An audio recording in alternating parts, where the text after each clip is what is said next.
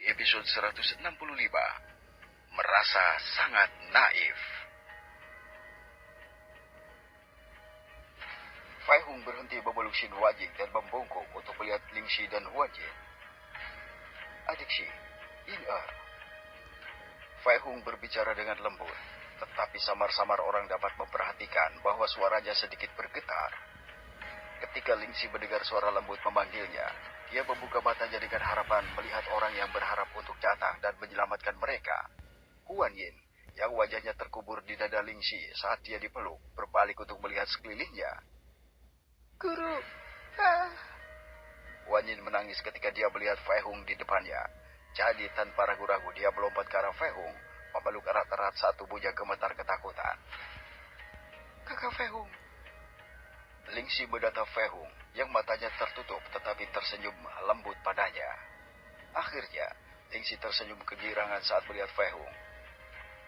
Adik Shi, Yin-er. Fai Hung mendekati Ling Shi dan memeluknya dengan lengan kanannya, sambil dengan lembut memegang Huan Yin dengan lengan kirinya. Ling Shi memeluk Fai Hung dengan erat saat dia mengeluarkan air mata. Ketakutannya menyeliputinya benar-benar memudar saat dia memeluk Fai Hung. Suasana sekitarnya menjadi hening total. Tidak ada yang berbicara, tidak ada yang mengatakan apa-apa. Semua orang anehnya melihat interaksi Fai Hung dengan kedua gadis ini. Shin Wanying yang berdiri di samping mereka tercengang melihat Fai Hung dan Ling Shi saling berpelukan. Maaf, seharusnya aku tidak meninggalkanmu terlalu lama. Fai Hung berbicara dengan perasaan bersalah. Fai Hung perlu menyembuhkan Shin Wanying karena hidupnya mungkin berisiko karena luka-lukanya.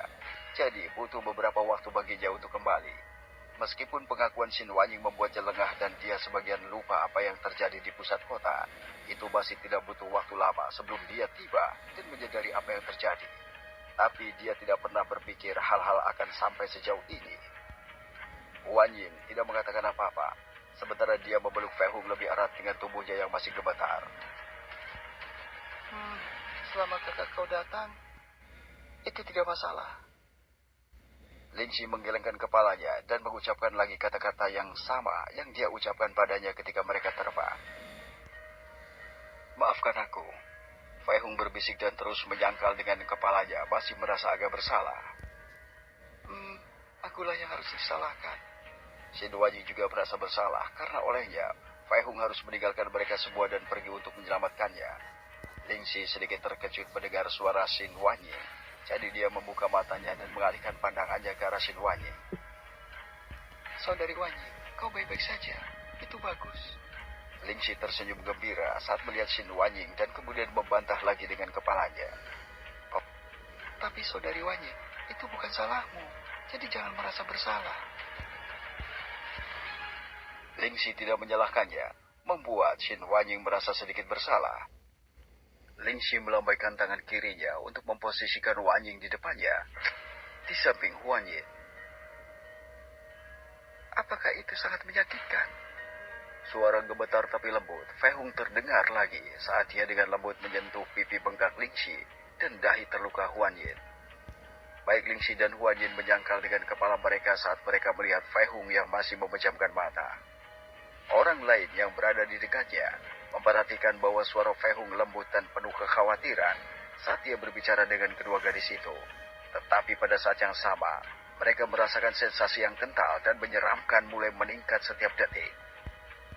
Fai Hung menggerakkan tangannya dan sebuah botol kecil muncul di tangannya. Dia lalu membukanya, mencelupkan jari-jarinya ke dalam cairan botol, lalu mengoleskannya dengan lembut ke pipi Ling Shi dan dahi Huan Yin. Bagian yang terluka dari kedua gadis itu mulai sembuh hampir seketika. Wow, tidak sakit lagi, Guru. Ekspresi bahagia Huan Yin kembali ketika dia menyentuh dahinya. Ling Shi juga menyentuh pipinya sendiri dan terkejut mengetahui bahwa dia tidak lagi merasakan sakit. Yin-er, kau akan tidur sebentar, oke? Setelah itu, aku akan bermain denganmu, sesukamu setelah ini semua selesai.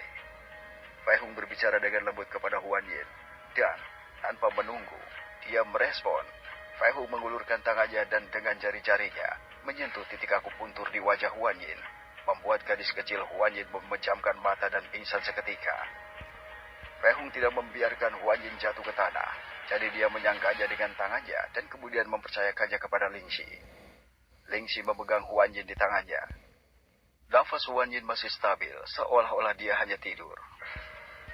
Adik Shi, jika kau tidak menyukai apa yang akan kau lihat, sebaiknya kau tutup mata dan tutup telingamu sampai semuanya selesai. Fei Hung berdiri dan tidak pernah berhenti tersenyum pada Ling Shi. Meskipun Fei Hung tidak ingin Ling Shi menyaksikan apa yang akan dia lakukan, dia tahu bahwa dia tidak selalu bisa merawat dan melindungi Ling Shi dari kesulitan yang akan dia hadapi dalam hidupnya. Tapi Huan Yin masih seorang gadis kecil. Jadi dia akan menjaga Huan Yin dari menghadapi semua hal ini untuk sementara saat dia sedikit dewasa. Ling Shi mengangguk dengan kebingungan di wajahnya, agak memahami kata-kata Fei Hung. Fei Hung lalu berjalan beberapa langkah menuju Lin Meng dan meraih pergelangan tangannya memeriksa tubuhnya. Meskipun Lin Meng dapat membuat dinding es karena fisiknya yang istimewa, itu masih bisa membahayakannya jika dia mencoba memaksakan batasnya yang terlalu banyak ketika dia baru memulai jalur kultivasi. Kau tidak perlu merasa seperti itu. Lin Meng mengulurkan lengannya yang lain dan menyentuh pipi Fei Hung. Dia jelas merasakan rasa bersalah dalam diri prianya. Fei Hung tersenyum dan mengangguk penuh terima kasih pada Lin Meng, merasakan dukungan yang dia sampaikan langsung ke hatinya. Lin Meng juga mengkhawatirkannya karena selama ini Fei Hung tidak membuka matanya dan merasakan niat membunuh yang kuat di dalam dirinya. Sepertinya, setelah sekian lama berdiam diri dan berusaha menghindari memiliki masalah, membuatku merasa sangat naif. Kali ini Fei Hung berbisik dengan suara datar dan muram, bahkan membuat penguasa kota Wangshu dan yang lainnya merasa sedikit kedinginan saat mereka mendengarkannya. Mereka telah memperhatikan Fei Hung sejak awal dan tidak pernah membuka matanya yang membingungkan mereka. Namun, saat Fei Hung berbalik untuk pergi ke arah Qinglong yang masih terbaring beberapa meter jauhnya, mereka merasa sangat takut ketika Fei Hung perlahan membuka matanya untuk melihat Qinglong. Mata Fei Hung yang dulunya hitam pekat seolah-olah itu adalah mutiara hitam mengkilap, sekarang menjadi warna gelap tanpa kilau, tanpa emosi di dalamnya. Seolah-olah mereka sedang melihat ke dalam kehampaan kegelapan, ke dalam jurang yang dalam, membuat jiwa orang-orang yang melihatnya gemetar. Fei Hung berjalan menuju ke arah Qinglong, yang tidak bisa bangun karena tekanan yang tidak pernah berhenti diberikan Fei Hung padanya. Dan segera, dia membentuk pedang dengan energi dewanya dan memotong lengan Qinglong.